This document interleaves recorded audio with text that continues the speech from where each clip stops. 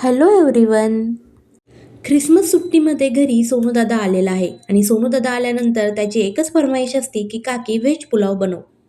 मग काय, ऑफिसवरून येतानीच पनीर घेऊन आले आणि आल्या आल्या व्हेज पुलावच्या तयारीला लागले. म्हटलं तुमच्यासोबत पण शेअर करावी माझी रेसिपी. इथे मी 2 छोटे कांदे चॉप करून घेतले आहे आणि सोबतच मला पुलावसाठी लागणारं सगळं सामान मी चॉप करून घेतलंय. त्यासाठी मी ते पनीर घेतलंय, मटर घेतलेत, कोथिंबीर, कढीपत्ता, 2-3 हिरव्या मिरच्या, गाजर होतं तर गाजरचे काप करून घेतलेत आणि अद्रक आणि लसूण बारीक करून घेतला. व्हेज पुलावसाठी आपल्याकडे जेवढे व्हेजिटेबल्स असतील तेवढं चांगलं, पण माझ्याकडं सध्या जेवढं अवेलेबल होतं ते मी घेतलं. सोबतच एक बटाटा आणि टोमॅटो पण कट करून घेतला.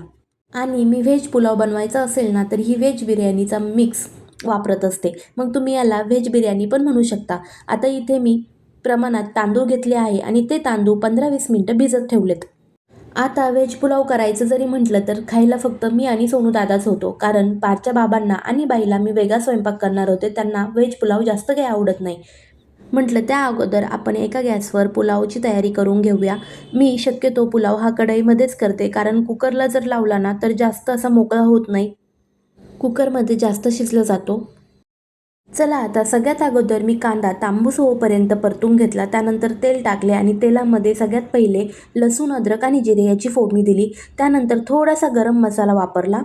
हवं असेल तर तुम्ही खडा मसाला पण टाकू शकता, पण त्याला आवडत नाही म्हणून मी टाकला नाही. आणि त्यानंतर कढीपत्ता आणि हिरव्या मिरच्या टाकून थोडंसं परतून घेतलं. तेलामध्ये हे सगळं छान असं कमी गॅसवर परतून घेतल्यानंतर मी आणखी थोडंसं तेल टाकलं आणि त्या तेलामध्ये मी आपला व्हेज बिर्याणीचा प्रीमिक्सचा मसाला टाकला. तो पण ना मी कमी प्रमाणातच वापरला, कारण पुलाव आमचा कमी होता. त्यानंतर मी चॉप केलेलं सगळं मटेरियल त्यामध्ये टाकलं आणि छान असं तेलामध्ये थोडंसं पाणी सुटूपर्यंत त्याला व्यवस्थित असं परतून घेतलं. तुम्ही ही रेसिपी नक्की ट्राय करू शकतात. ऑफिसवरून आल्यानंतर जेव्हा कधी कंटाळा येतो तेव्हा आपण हा पुलाव म्हणा, व्हेज बिर्याणी म्हणा किंवा मसाले भात म्हणा आपण रेडी करू शकतो. हे सगळं छान परतून झाल्यानंतर त्यामध्ये मी चवीपुरतं मीठ टाकलं आणि हेल्दी बनवण्यासाठी मी त्यामध्ये आणखी थोडीशी सोयाबीन पण टाकली.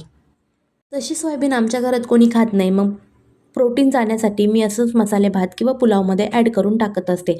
आणि नंतर भिजत घातलेला तांदूळ मी त्यामध्ये टाकला आणि वरून थोडंसं नॉर्मल असं दही टाकलं. ही ट्रिक तुम्ही नक्की वापरून बघा. दह्यामुळे आपल्या पुलावला आणखी छान चव येते. तांदूळ टाकल्यानंतर हे सगळं छानपैकी परतून घेतलं आणि लागेल तसं शिजायला पाणी टाकलं आणि कमी गॅसवर त्यानंतर आपला पुलाव रेडी आहे. बघू शकता तुम्ही पुलाव किती छान झाला आहे. सोनूला पण आवडला. चला, आता व्हिडिओ आवडला असेल तर सबस्क्राईब करायला विसरू नका. Take care, bye.